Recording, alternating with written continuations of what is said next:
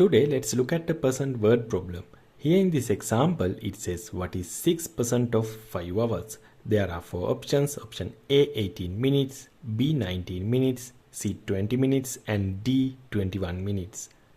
If you think you know the answer, go ahead and put the answer in the comment section because I am going to solve this problem now.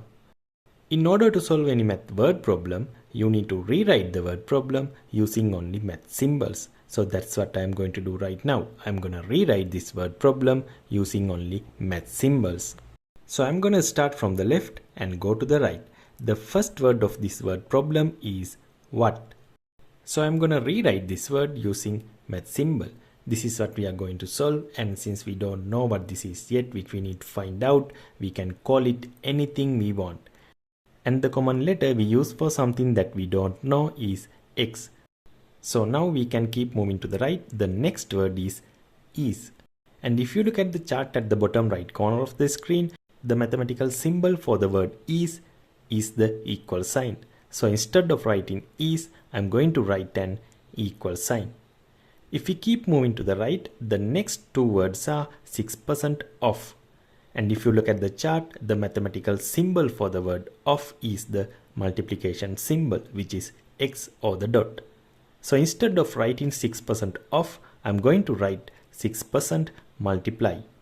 The last two words are 5 hours. Now if we look at the answers, we can see all the answers are in minutes. So let's convert 5 hours to minutes. We know 1 hour equals to 60 minutes. So for 5 hours, we have to multiply this by 5. 60 times 5 is 300. So instead of 5 hours, I'm going to write 300. Now we have rewrote the word problem into a math equation. X equals 6% times 300. So now the only thing that we need to do is solve for X. Alright, let's solve this equation. We know 6% can be written as 6 over 100 times 300. If you notice, these two zeros cancel out.